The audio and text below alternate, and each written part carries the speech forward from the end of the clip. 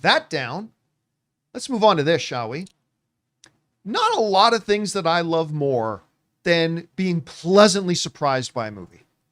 And that certainly happened with me with the latest installment of a franchise that I don't even like that much, which is the Final Destination franchise. But they showed us a preview for Final Destination Bloodlines at CinemaCon back in April. And I went crazy for it. I thought it looked amazing. And I was not disappointed when I went to go see the movie. It was absolutely a joyride. I absolutely loved it. And it got a 93% critic rating, well-deserved. It was an absolute blast of a movie. And now it's enjoying even more success after its theatrical life. As CBR and others are reporting, just one day, after just one day, Final Destination Bloodlines is now the #1 streaming movie in the world. They write the following. They say, Final Destination Bloodlines recently made its highly anticipated streaming debut, but the movie is already dominating the charts. The 6th installment in the Final Destination franchise has scored a certified fresh critic score of 93% on Rotten Tomatoes, which is amazing, with audience scores not falling too far behind at 87%. This would make Final Destination Bloodlines the first film in the franchise to receive a positive rating from both critics and audiences. Released on May 16th, Bloodline was made for $50 million budget. Now, the movie only made 200 and something, I think, but they did that on a $50 million budget. Yeah. So that's a nice little payday for them. If we go over and look at the charts, after one day in release, Final Destination by a wide margin is the #1 streamed movie. Now, this one is only HBO's charts, so I haven't found the one for the overall ones, but even just by HBO's standards worldwide, it beat out Until Dawn, Sinners, the Minecraft movie, other Final Destinations, which gained popularity as people are checking them back out. The OG. Wicked. What's that? The OG one. Final Destination the original one, the Ministry of Gentleman Warfare, and of course, Final Destination 5. So it by a wide margin. Now, look, as Matt Damon brilliantly explained on Hot Ones a couple of years ago, these post-theatrical windows do not generate the revenue that they used to a decade or two ago. But still, Rob, I think this says something about, I'm going to call it the hookability of this movie, because I know I'm going to watch this again on streaming. Right. I had such a blast. What do you think about its success, and what do you attribute it to? Well, they knew the assignment. You know, they're like, they went out, they were resurrecting. There hadn't been a movie in 14 years in this franchise. I think producer Craig Perry knew what to do. Like, they had an idea, somebody pitched an idea, they came up with an irresistible idea, and they executed it well. You know, it was a movie that you could look at this as a crass commercial cash grab on a moribund franchise that they resurrected, which you'd be correct. And you would be correct. Both can be true. Yeah, they both can be true. And the thing is, if they do it well, I always say, John, I've always said, you know, every franchise is, or every IP is one great movie away from being resurrected. And I liked seeing this because clearly the people that wanted to make this movie knew what they had. They hired the people to execute it properly, and they delivered a really fun audience experience. You talk about movies being experiential events.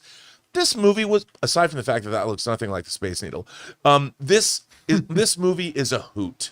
It's a hoot. I loved it too, you know, and it just, look, is it gonna change the world?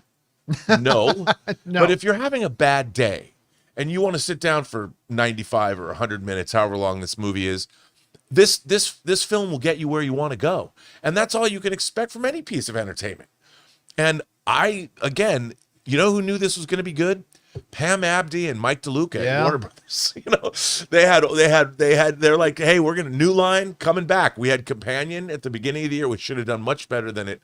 I keep hearing Companion, they were talking about it on NPR being one of the great movies of 2025, and it sort of went unsung. And I'm like, great, I'm not the only one. But this movie, it did exactly what it was supposed to do. It was a winner on every level, and it was good for the studio. So what's not to love, man? And yet, to your point, here's the thing. I remember I feel bad that I'm forgetting the name of the podcast, but I was listening to one podcast where they were kind of debating about what did Martin Scorsese mean by something isn't cinema? What's cinema? What do you think Martin Scorsese means by cinema? And one of the people said something that stuck with me. He said, cinema is when you're watching a movie and it hits you. right? It hits you. And I agree with that. But that's exactly what I mean when I say movies are experiential events. Like, there's different experiences different movies can give you. Is this Schindler's List? No. But it's not aiming to give you that experience. It's aiming to give you a completely different experience. And I would argue it delivered that experience in spades. You know what? I have people have asked me about the same thing. What do you think the difference is? And I said, okay, let's say you're going to go out for an afternoon of Sunday entertainment and you want to be entertained. If you choose to go to Six Flags and ride roller coasters, is that entertaining? 100%. But you can also go to MoMA or MoCA, the Museum of Contemporary Art, and see frescoes from the 16th century. One of those is cinema, and one of those is popcorn entertainment. They're both entertaining, but you're getting you're getting a much different experience. They're both aiming to give you the same thing, an experience. Just different kinds. Different kinds. And cinema runs the gamut. You know, you watch if I'm going to tell people, hey, you want to watch a great science fiction movie? Watch Andrei Tarkovsky's Stalker. Well, you're not going to get the same thing out of that movie if you want to watch Alien.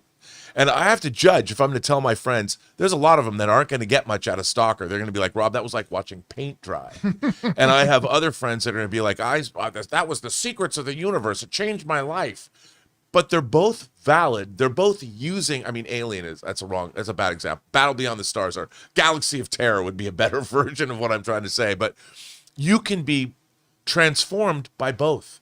The greatest roller coaster in the world provides a singular thrill you can't get anywhere else.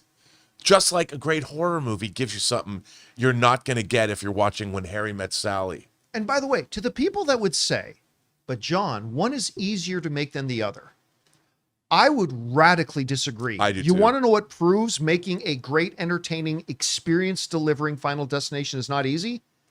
The other Final Destination movies. At least in my opinion, right? I remember, not Kevin Hart, Chris Rock. Chris Rock was once talking about the issue of comedy as an art. He said, you go to the ballet. I'm not going to try to imitate Chris Rock. Right. You go to the ballet, and everybody will say, yeah, well, that's art. And you come see some stand-up comedian, and you go, well, that's not art. He says, that's only said by people who have no idea how many years and months and hours are put into crafting something to the point that it can elicit the response from the audience that they're getting at. He said, there's a reason there's one good stand-up comic for every 1,000 stand-up comics out there. So yeah, you go into one, the ballet is art, because believe me, stand-up comedy is art, and doing it well is incredibly difficult. And to the point that we're making here, Rob, both of them are aiming to deliver an experience and entertainment value. And if you can do it, you can do it. And Final Destination Bloodlines did it. And I'm thrilled for its success. Yeah, and the funny thing is just as a genre, if you look at the horror genre, look at the gamut of different kinds. Like, to me, The Exorcist is cinema.